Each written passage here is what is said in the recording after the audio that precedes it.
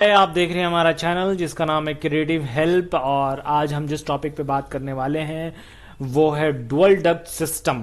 Dual duct system में हम क्या देखते हैं कि डुअल सिस्टम में जो भी हमारा टर्मिनल कंट्रोल है उसको मॉडिफिकेशंस होता है इसके अंदर में। जैसे सेंट्रल एचयू से जो है ना दो डक्ट निकलती है। एक निकलती है हमारा एयर स्ट्रीम जिसमें कोल्ड होता है, एक हॉट होता है।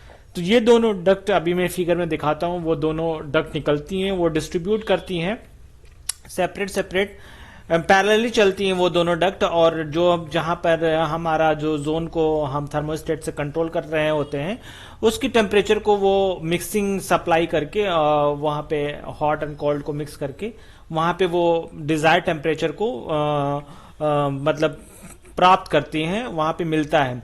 इस सिस्टम का जो प्रीवियस जो हमारा सिस्टम था जिसमें हम उसको मिनिमाइज करता है डिसएडवांटेज को, जो हमारा पहले हमने पढ़ा था, हमारा मल्टीपल सिस्टम को। ये जैसे आपने टर्मिनल रीहीट्स को और मल्टीपल सिस्टम को जो भी आपने पढ़ा था, इसको डुअल डक्ट मिनिमाइज कर देता है जो भी इसमें प्रॉब्लम थी।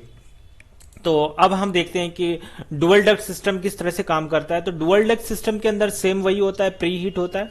जैसे कि हमने पहले देखा था जो सिंगल टर्मिनल सिस्टम था और इससे पहले जो हमारा था, तो इसके अंदर भी हमारा डुअल डक्ट सिस्टम होता है। डुअल डक्ट सिस्टम के अंदर में हम क्या करते हैं कि ये आउटसाइड एयर होता है, इससे आउटसाइड एयर हम लेते हैं, प्री हीट करते हैं, फिर सप्लाई फैन से हम बाहर देते हैं। यहाँ पे हमारा डुअल डक्ट सिस्टम होता है, एक होता है हीटिंग क्वाइल्स और एक होता है कूलिंग क्वाइल। हमारे यहाँ पे डुअल बॉक्स होता है, जैसे हमारा डिजायर होता है उसके अकॉर्डिंग हम इसके अंदर टेम्परेचर को दे देते हैं। जैसे कि अगर हीटिंग ये दोनों मिक्स कर देते हैं, कूलिंग को मिक्स करने के बाद हम इसके अंदर डिजायर्ड एयर को फ्लो कर देते हैं। सेम चीज यही होता है, ये पैरेलल चलते रहते हैं। तो यहाँ पे जो पहले प्रॉब्लम थी हमारी, यहाँ पे प्री हीट की प्रॉब्लम थी, बाईपास की प्रॉब्लम थी, और जो मल्टी सिस्टम में जो हमारी प्रॉब्लम आ रही थी कि हम एक हीटिंग कॉइल भी लगा रहे थे, कूलिंग कॉइल लगाने के बाद, ये सारी प्रॉब्लम को ये डुअल डक्ट सिस्टम कहीं ना कहीं को मिनिमाइज कर देता है। यहाँ पे बहुत सारे इक्विपमेंट हमें नहीं लगाने पड़ते हैं। यहाँ पे डुअल डक्ट लगा दिया मैंने, हीटिंग कॉइल जा रही है डायरेक्ट, यहाँ से हीटिंग से हमारा कूलिंग कॉइल हो जा रहा है और डुअल डक्ट के सिस्टम में हमें डिजायर्ड टेम्परेचर मिल जा रहे हैं। और सेम प्रोसेस होता है, यहाँ से हमारा आउटलेट होता है, आउटलेट से ये हमारा रिटर्न बॉक्स है, रिटर्न एयर फैन है।